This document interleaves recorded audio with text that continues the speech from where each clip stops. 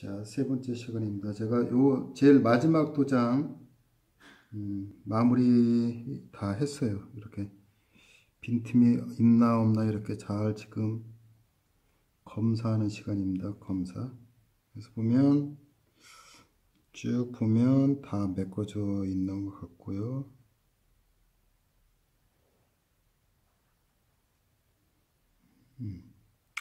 요런 부분, 아주 미세한 요런 부분 같은 경우에 이게 점점 이렇게 꽃과 꽃이 건조되면서 멀어진다 그랬죠. 지금은 이게 굉장히 작은 틈이지만 나중에 이게 사실은 안 좋아 보이는 부분이거든요. 그래서 이 부분을 이렇게 작은 꽃으로 이렇게 마무리하면 좀 더 나아요. 그리고 작은 도장일수록 한 번에 심주면 그냥 푹 들어가니까 여러 번 나눠서 이렇게 심을 줘야 되고요. 그래서 이 부분이 지금 거의 끝났어요. 그러면 요 빗살무늬 도장으로 물고기의 비늘을 한번 표현해 보도록 하겠습니다. 그러니까 이런 게 현대 문청이거든요. 그 조선시대의 그 백자가 아니라 조선시대 이제 분청사기를 보게 되면 여러분들이 기억하실지 모르지만 하여튼 이런 반달 모양으로 쭉쭉 이렇게 비늘을 표현을 했어요. 근데 이제 저는 그 비닐 대신에 요 빗살무늬 도장으로 문양을 대신하는 거죠. 이런 게 자기에 맞게 이렇게 문양이라든가 뭐 배치라든가 아니면 뭐 빗살무늬라든가 아니면 다른 문양을 넣을 수도 있죠. 꼭 뭐 이게 빗살의 정석이 아니죠. 근데 저는 하여튼 이거를 했어요. 이거로 그러니까 이런 빗살무늬도 사실은 이런 줄이라든가 간격이라든가 이런 거 맞추는 게 굉장히 중요해요. 그리고 또 중요한 게 뭐냐면 요렇게 다른 부분으로 이게 번져서 이렇게 찍혀도 안 되죠. 요 부분에 지금 보면 여기 눌리면서 이렇게 찍혔죠. 침범을 했죠. 이런 게 사실은 없어야 되거든요. 이런 거 해야 되고. 그 다음에 여기 이 부분이 해당이 되겠지만 얘가 하고 요 부분이 남잖아요. 그죠? 나머지 부분. 그러면 요거를 표시 안 나게 어떻게 연결하느냐. 이것도 상당한 주의가 필요한 거죠. 이런 식으로 해서 표시가 안 나게. 그거를 이제 염두에 두시고 작업을 하셔야 돼요. 이 나무는 빗살 문양은. 근데 빗살 문양도 우리가 이제 그 옛날 구석기는 아니죠. 신석기 시대 그 토기들의 이제 빗살 무늬 토기 같은 경우에 보면 이것처럼 이렇게 정교하지는 않아요. 계속 뭐 이렇게 뭐 빗금도 치고 뭐 일설에 의하면 생선뼈로 뭐 이렇게 빗질하듯이 했다 뭐 어쨌다 얘기를 하는데 그렇다고 지금 그 모양을 흉내낼 수는 없는 거잖아. 어쨌든 세련되고 심플하게 정교하게 하는 게 이나문의 특징이니까 하여튼 줄이라든가 간격이라든가 이런 거는 처음에 배우실 때 확실하게 똑바로 해 두셔야 됩니다. 지금부터 그런 추상적인 거 이렇게 문양 흉내 내시면 안 돼요.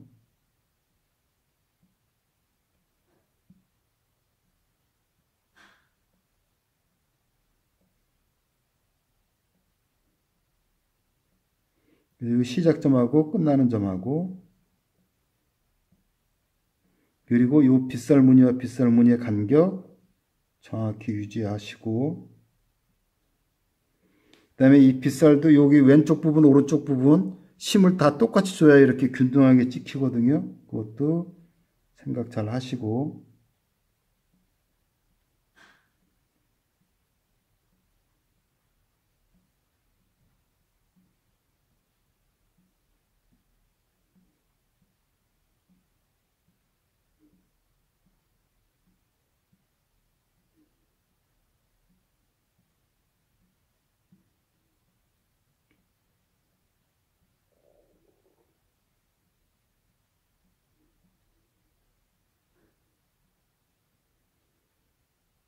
자, 빗살무늬 요 몸통 부분에서 제일 쉬운 건 끝났어요.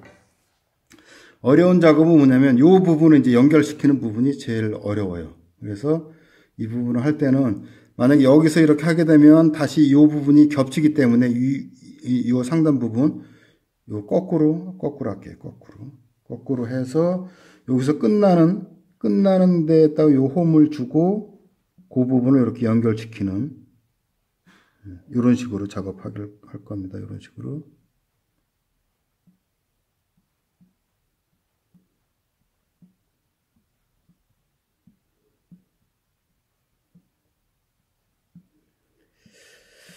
그래서 저 같은 경우에 이제 그 이천 도자기 축제라든가 아니면 외국인들 상대로 해서 도제 프로그램 같은 걸 할 때 그 물레라든가 이런 거는 굉장히 이제 역동적이고 단번에 이제 결과물이 나오기 때문에 사람들이 굉장히 많이 모이고 하고 싶어들 해요. 근데 저 같은 경우에 굉장히 정적이죠. 그래서 현장에서는 사실은 뭐 그렇게 이슈가 되진 않는데 나중에 이제 그 사람들이 연락이 와요. 자기네들이 어쨌든 제가 이남을 한 거를 봤으니까 뭐 기성 작가가 됐든 아니면 도자기를 배우는 사람이 됐든 관심이 있으니까 가서 이제 다시 해볼 거잖아요. 그러면 이게 잘 안 된다는 거죠.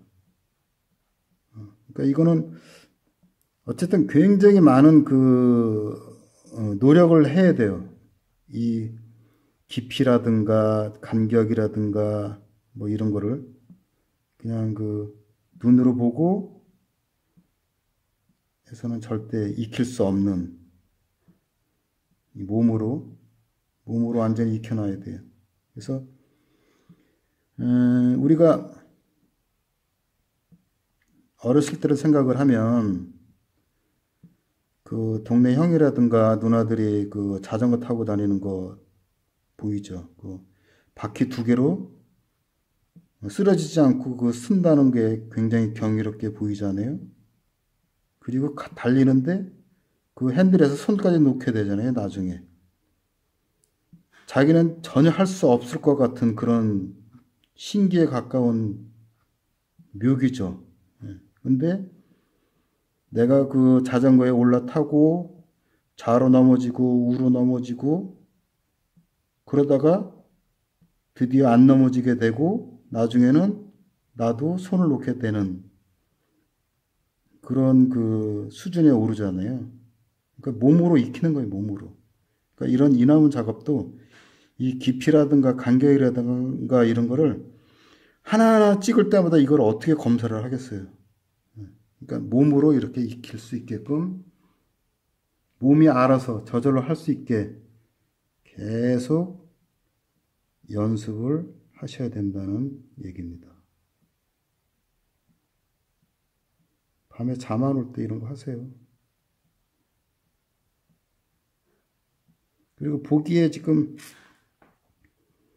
조용하죠.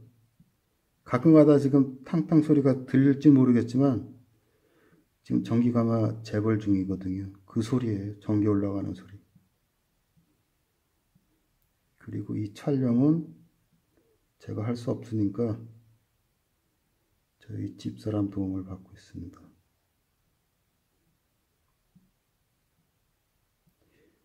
이 온라인 수업이 이게 이 시간이 마지막이었으면 좋겠습니다. 다음 주부터는 직접 보고 하면 훨씬 더 능률적이고 효율적이겠는데 이게 도대체 제가 저 혼자 이렇게 떠들고 저 혼자 하려니까 굉장히 안타깝습니다. 자, 이런 식으로 해서 빗살무늬도 다 끝났어요. 그럼 이제 이 물고기의 이제 전체적인 어문 접시의 이나무 작업은 다 끝났죠. 끝났고 좀 더 여백 있는 부분을 이렇게 본 다음에 완벽해 라고 이제 인정이 된다 그러면 그 다음 작업은 뭐죠? 이걸 이제 화장토를 바르는 작업입니다. 근데 그 화장토도 사실은 이런 식으로 꽉 차게 뭐 조각칼을 이용해서 조각을 하고 이나무 도장을 사용해서 이나무 작업하고 한 게 이 채워 넣을 부분이 굉장히 많잖아요. 이런 부분에 이제 상감 칠하는 작업을 안 해보신 분들이 꽤 될 거예요. 이것도 주의가 좀 필요한데 어떤 주의가 필요하냐면 이제 화장토를 준비를 했습니다. 화장토를 준비를 했는데 이 화장토를 저는 최소한 두 단계 그게 최소예요. 아니면 세 단계라는 건 이제 세 번을 바른다는 거죠. 한 번 바르고 난 다음에 또 바르는 거요. 그게 이제 두 번 바르는 거고, 세 번 바른다는 거는 두 번 바르고 난 다음에 또 있다가 세 번 바르는 거예요. 왜 또 있다가 하냐면, 자, 이렇게 상감을 해서 한 번 바르고, 이게 두 번 바르는 게 아니에요. 이렇게 하면 세 번 바르는 거예요. 이게 아니고, 이렇게 바르고 난 다음에 얘가 손으로 이렇게 해서 묻어나지 않을 정도의 건조 과정을 지난 다음에 두 번째 바르는 게 그게 두 번째예요. 그런 거를 최소한 세 번을 한다는 얘기죠. 그리고 이 화장토를 바를 때 주의해야 될 게 뭐냐면 지금 이렇게 발라버리면 이렇게 한 번에 이렇게 발라버리면 보실지 모르지만 여기 이제 그 기포가 있어요. 기포 물방울 부분은 나중에 이제 터지고 나면 여기가 우리 이제 속된 표현으로 이제 빠꼼이라고 하는데 요렇게 빠꼼이 다른 데는 하얀 걸로 이렇게 채워져 있는데 요 기포 부분만 상감이 안 들어가고 공기방울이 맺혀 있는 거예요. 그래서 공기방울이 나중에 터지고 나면 거기는 상감이 안 차 있는 거잖아요. 그래서 이런 현상이 나오거든요. 그래서 이런 현상이 안 나오게 처음에는 약간 그 농도를 묽게 백화장토 농도를 묽게 한 다음에 기포가 안 생기게 어떻게 한다? 콕콕콕 찍어 바른다. 이렇게 그냥 이렇게 칠하는 게 아니고 칠하면 벌써 여기 기포가 몇 개예요. 여기도 있고 여기도 있고 여기 순대 기포잖아요. 그래서 이런 게 없게끔 이렇게 톡톡톡톡 공기가 침투 못하게 공기를 쫓아내면서 화장토가 들어가서 그 페인 부분에 화장토가 이렇게 들어가게. 그래서 처음에 이렇게 묽게 칠하는 거예요. 왜 묽게 칠하느냐? 자, 보세요. 여기 되게 이걸 농도가 진하게 되면 처음부터 농도가 진하게 되면 이게 잘 안 들어가요. 이렇게. 그래서 묽게 해서 이렇게 처음에 완전 침투가 들어가게. 그래서 두 번째 칠할 때는 이거보다 농도가 좀 진하게 그렇게 해서 이 평면적으로 이렇게 수평이 되게 완전히 꽉 차게 이 오목한 부분이 이 백토가 들어가서 원래의 이 표면과 이렇게 맞닿게 그리고 난 다음에 건조 과정을 거쳐서 긁어내는 거거든요. 그래서 지금 이 부분이 도장을 찍는 작업만큼이나 중요한 작업이에요. 이렇게 기포 없게 안전하게. 그리고 바를 때 이렇게 그냥 막 이렇게 바르게 되면 여기 층지고 이렇게 되면 어쨌든 긁어내는 작업도 내가 조수를 시킬 게 아니라 내가 직접 할 거잖아요. 그러면 내가 힘들어요. 이 턱이 있고 그러면. 그럼 지금 이렇게 붓으로 작업을 할 때 그 턱을 없애주면 나중에 긁는 작업을 할 때 내가 편한 거예요. 다른 사람이 편한 게 아니라 내가 편하자고 이렇게 평평하게 이렇게 펴서 발라주는 거예요. 이렇게 층진 부분이 없게. 아시겠죠? 한번 해보시면 그때 그 유영철이라는 사람이 얘기한 얘기가 이 얘기구나 라고 알 거예요. 지금은 이해 뭐 안 하셔도 돼요. 나중에 고생을 하면서 터득하실 거예요. 왜 턱을 없애야 되는지, 왜 이 기포를 없애야 되는지. 우리가 만들 줄은 몰라도 만든 거 보고 평은 가능하잖아요. 잘했는지 못했는지. 근데 사실은 그 평도 알아야 그 평을 하는 거예요. 그러니까 사람은 태어나서 저기 뭐죠? 죽을 때까지 배워야 돼, 배워야 돼. 배움의 연속이에요. 자, 요게 이제 그 애벌 작업이 끝난 거예요. 초벌. 그러니까 처음에 그 화장토 입히는 작업이 끝난 거예요. 한 10분 정도 있으면 요게 이제 꾸덕꾸덕 마를 거예요. 그러면 이제 두 번째 칠할 거예요. 그때 다시 한번 얘기 드릴게요. 이건 요렇게 하고 잠시 스톱을 해야겠어요. 이거 마를 동안. 우리가 화장토를 이제 애벌로 처음에 칠하는 거는 이제 좀 약간 묽게 해서 기포가 완전히 없게끔 이렇게 1차로 칠했고, 그 다음에 이제 그게 어느 정도 굳었을 때, 말랐을 때 제가 좀 농도를 좀 되게 해서 두 번 칠한 거니까 이나문 상감에서는 화장토를 최소한 두세 번은 발라야 이렇게 그 조각되어 있는 그 음각 부분이 꽉 차게 되는 거죠. 그래서 충분히 말르는데 어느 정도 말라야 되냐, 어느 정도 이게 건조가 돼야 되냐면 손으로 만졌을 때 묻어나지 않을 정도. 그렇다고 이제 이게 너무 축축할 때 하게 되면 이게 막 그 묻어나요. 이게 묻어나서 그 본래에 있는 그런 소지가 이렇게 딸려 나올 수도 있고, 그 다음에 이게 너무 말라서 하얗게 말라버리면 우리가 긁는데 굉장히 오래 걸려요. 왜냐면 얘가 이제 경화가 되기 때문에. 그래서 이 적당히 말랐을 때, 그러니까 이 도자기는 제 생각에는 그래요. 꼭 그 어린아이 돌보듯이 항상 세심한 주의와 관심이 필요하다. 그래서 어쨌든 앞면이 있고 뒤에 벽이 있다 그러면 벽 쪽보다는 앞면이 더 빨리 건조가 되겠죠. 그래서 이걸 수시로 이렇게 방향을 바꿔준다든가, 이렇게 넓은 접시 같은 경우에는 이렇게 마르면서 이게 이렇게 휠 수가 있어요.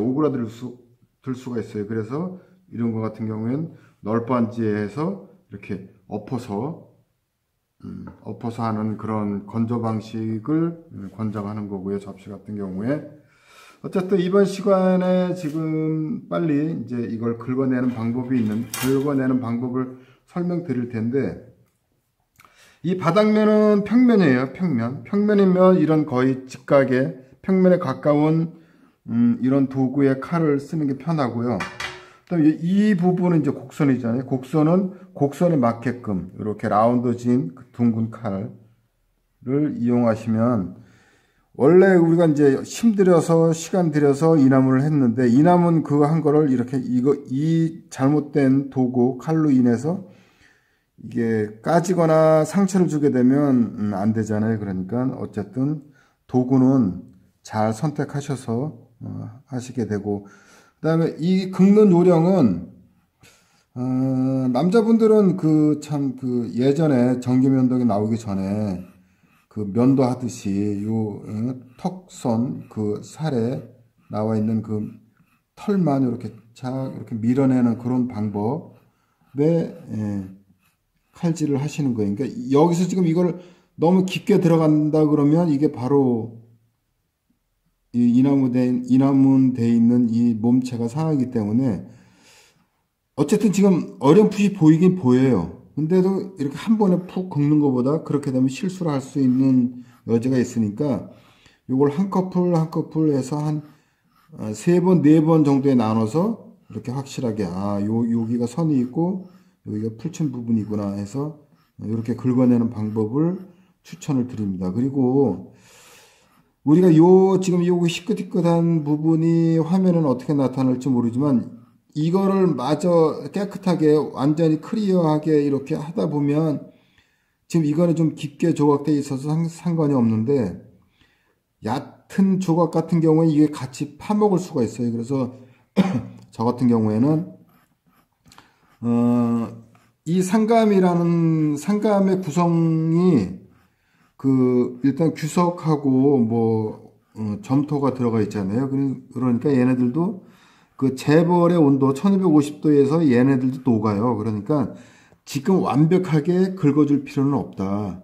세심하게, 요 정도 부분은 약간, 이게 만약에 100%라고 치면 한 85%, 90% 정도만 이렇게 좀 남겨놓고 이 기물이 완전히 건져댔을 때 그때 이제 파란 수세미 있죠. 수세미 같은 걸로 그때 살살살살 문질러 주게 되면 이 이남은 도장에 전혀 상처를 안 주고 깨끗하게 이렇게 정리를 할 수 있어요. 그래서 저는 그 방법을 추천해 드리는 바입니다. 왜냐하면 지금 이 칼로 완벽하게 하다 보면 분명히 여기도 지금 이 부분 같은 경우에 너무 깎은 거예요. 여기 작은 도장 자세히 보시면 여기 벌써 이파리가 없어졌죠. 이런 실수를 하게 된다 이거죠. 잠시 시간이 없으니까 요거 마저 다 긁은 다음에 다 긁은 상태로 다시 한번 보여드릴게요. 지금 거의 마무리 조금밖에 안 남았어요. 이제 이거를 마저 긁게 되면 긁어내는 작업 거의 끝나는 거고요. 근데 하여튼 긴장의 끈을 놓으시면 안 돼요. 이거 우리가 참 힘들게 이남은 작업했잖아요. 그래서 이걸 칼로 이렇게 삐끗하게 되면 상처 나는 거니까 잘 이렇게 긁으시고,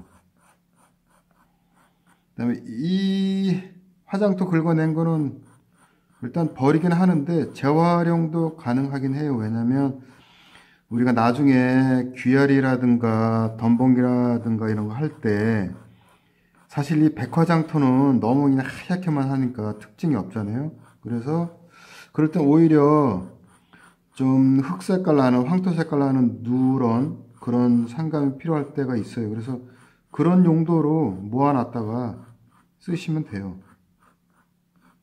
자, 이제 거의 다 긁은 것 같아요. 그러면 이거를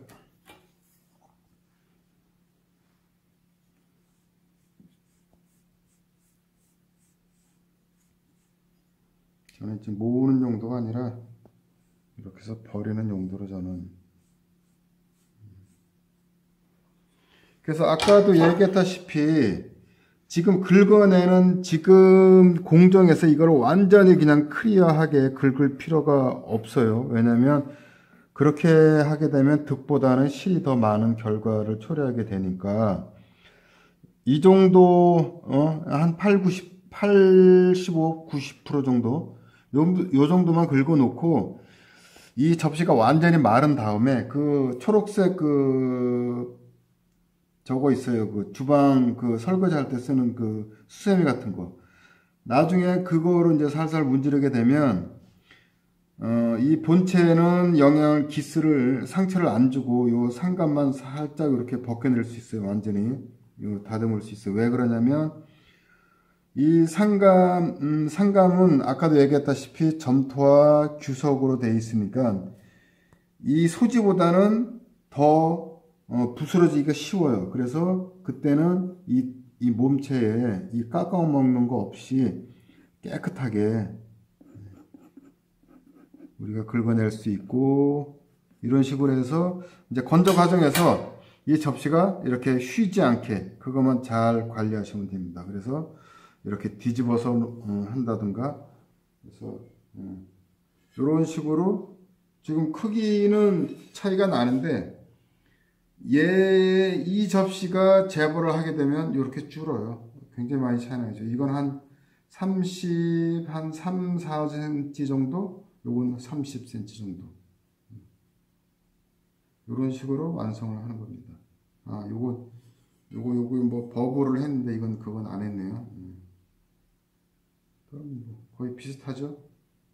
그리고 그때마다 똑같이 이렇게 뭐 할 필요도 없어요. 사실은 분청은 이렇게 좀 못생겨도 상관이 없고 날씬할 필요도 없는 거고, 이런 식으로 분청 이남은 접시를 완성을 해 봤고요. 그 다음에 어제 작업을 하나 더 한 게 있어요. 이런 식으로. 요거는 이제 어문 대신에 이제 중앙에 라인을 치고 국화도장을 찍고, 요 부분 같은 경우에는 좀 뭐랄까 약간 좀 이게 이제 가만히 뭐 그런 문양이에요. 근데 이런 문양을 어떻게 만드냐면 나중에 이제 보실 기회가 있겠지만 그 빗살무늬 도장으로 서로 이렇게 두 번 찍는 거죠. 빗살무늬 도장으로 가로로 이렇게 이나문을 하고 그 다음에 세로를 하게 되면 이런 이제 격자 무늬 같은 게 나타나요. 그래서 격자 무늬만 해도 좀 밋밋하니까 그 다음에 저는 조각칼로 선을 쩍쩍쩍쩍 이렇게 그려서 좀 다른 분위기를 낸 거예요. 이것도 보면 완전히 클리어하게 제가 긁지는 않았어요. 왜냐면 이게 상처 날 확률이 더 많고 득보단 실이 더 많다고 그랬잖아요. 그래서 이 바깥 라인을 안 할 수도 있는데 이제 하게 되면 하는 이유는 뭐냐면 이거 같은 경우에 이제 이나문 같은 경우에 여기까지 이 도장이 들어오게 되면 여기에 만약에 찍게 되면 여기에 이제 갈라질 수 있는 그런 위험 요소가 많으니까 이 라인을 치는 거고요. 라인을 친 다음에 이렇게 조각칼로 뭐 번개무늬라든가 완자무늬라든가 이런 풀도 칠 수 있지만 대신에 국화도장을 이렇게 돌릴 수도 있어요. 왜 국화도장을 저는 돌리냐면 만약에 이 어문잡수처럼 쭉 국화도장이 안에도 있는데 이 테두리 안에까지 국화도장을 하게 된다 그러면 막 국화에 막 치이는 듯한 그런 느낌이 있잖아요. 근데 이제 여기는 이 중앙 부분은 제 생각인데 중앙 부분은 국화로 시문이 돼 있고 여기는 다른 문양으로 돼 있으니까 하나 건너서 여기는 국화 문양을 돌려도 좀 이게 균형이 어느 정도 맞지 않느냐라는 생각에 저는 이런 식으로 디자인을 한 거예요. 이런 디자인에 되어 있는 이나문 접시는 사실은 없죠. 제가 이제 처음 했으니까. 그래서 여러분들도 이 라인을 치는 거를 저는 이제 고정관념에 의해서 물레에다 놓고 이제 이 조각칼에 의해서 이제 선을 치잖아요. 근데 이거를 여러분들이 그냥 그 구름 모양처럼 그냥 뭐 이런 식으로 그냥 꽃처럼 이렇게 둥글둥글하게 이런 식으로 그냥 할 수도 있어요. 꼭 이게 뭐 동그랗게 이렇게 할 필요도 없는 거고 라인을 그리고 라인을 안 줄 수도 있고 그 이 라인 대신에 제가 이제 그 작품 설명할 때 말씀드렸다시피 이제 그 얇게 코일링을 말아서 턱을 해서 이제 이중적인 그런 느낌을 줄 수 있고 우리가 연출할 수 있는 거는 굉장히 많아요. 무궁무진해요.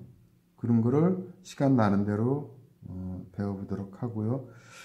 어쨌든 과제에 올려놓긴 할 텐데 이제 각자 하시는 걸 이제 하는 걸 보셨으니까 실제로 한번 접시가 됐던 필통 모양이 됐던 화병 모양이 됐던 이나무를 하시고 상감 넣어서 완전히 긁어내는 거를 숙제로 내드릴게요. 그렇게 해서 다음에 만나 뵙도록 하겠습니다.